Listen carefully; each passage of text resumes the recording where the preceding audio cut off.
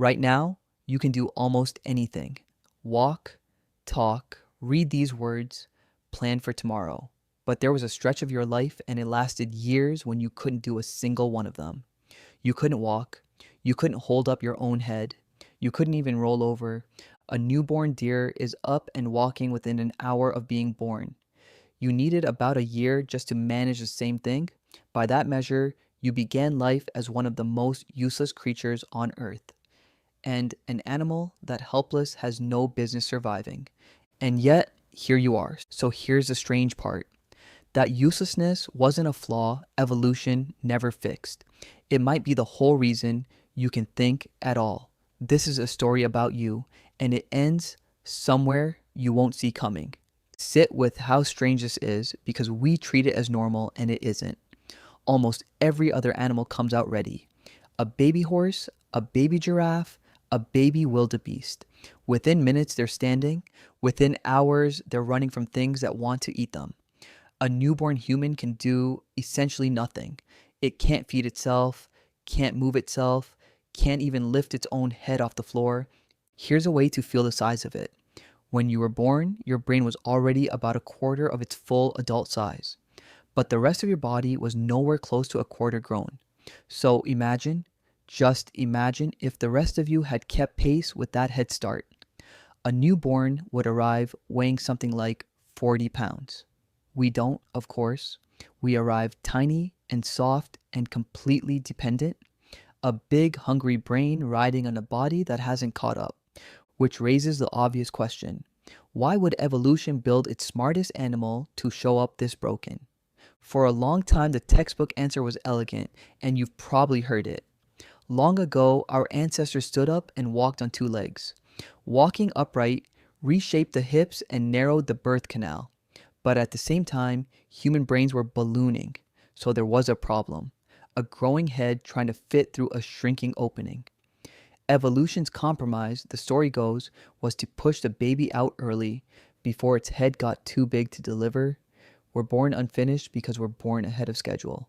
It's a beautiful explanation. It's taught all over the world, and it might be wrong. More recent work points somewhere else. It suggests the limit was never really the width of the hips. Pregnancy is astonishingly expensive to run. Late on, a mother's body is burning energy at close to twice its normal rate, and there seems to be a ceiling, a point where she simply can't pour any more fuel into the baby. On this view, birth happens when the mother runs out of energy, not when the baby runs out of doorway. Hold on to that, because it changes what the helplessness is for. Because here's where the story stops being about a problem and starts being about you. Whatever the reason, the result was the same. Human mothers were left holding the most helpless newborn in the animal kingdom, a baby that needed carrying, feeding, and watching every hour of every day for years. And here's what no single human could do. One mother alone could not raise a child this demanding and also gather enough food to stay alive. The math doesn't work. A baby this expensive is more than one person can carry. So it was never one person. This is the quiet revolution at the heart of being human.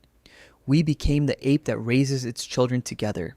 Fathers, grandmothers, aunts, older brothers and sisters, the whole group leaning in to mind a child that wasn't only theirs. Scientists call it cooperative breeding, and among apes, it's almost ours alone. A chimp mother hands her infant to no one.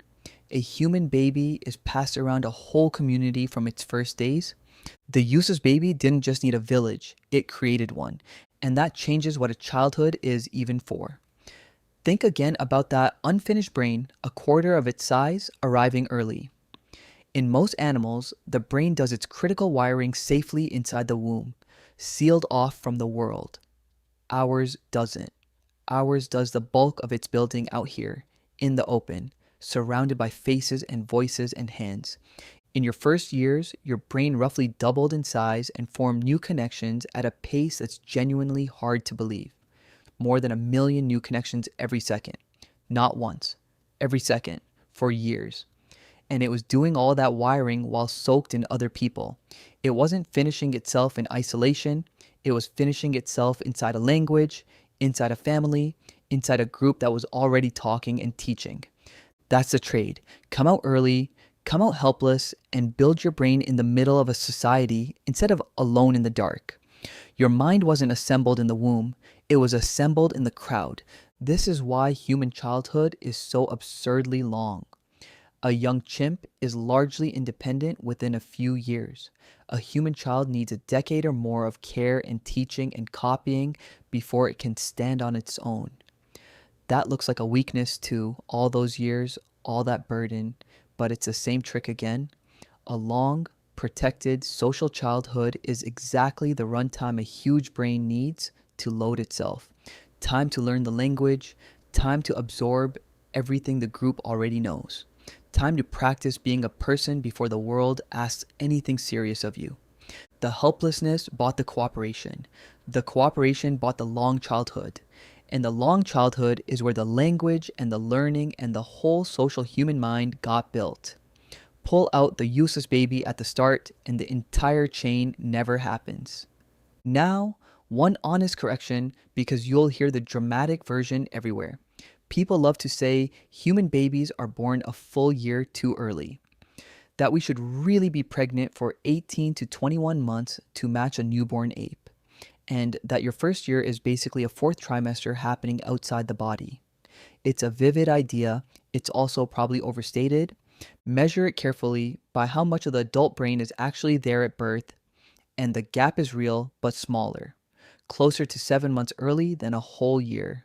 So no, you weren't a year-long fetus wandering around, but the direction isn't in doubt. By the standard of every other great ape, you arrived early and you arrived unfinished. The exact size of the head start matters less than what that head start made possible. So come back to where we started, to that useless creature that couldn't lift its own head. It's easy to look at a human newborn and see everything it can't do. Can't walk, can't speak, can't survive a day on its own. A catastrophe of an animal by any normal measure. But that helplessness was never the price of being human. It was the path to it. The reason we lean on each other. The reason childhood is long and gentle and full of teaching. The reason your brain was built out here, in the warmth and noise of other people instead of alone in the dark. Every animal that had life figured out at birth, that could run within the hour, stayed more or less what it was. We came out with nothing and had to be built by everyone around us. And that is the strangest twist of all. You can read this and wonder about it and feel something about a story millions of years old for one reason. You were born too soon and too helpless to become anything other than human.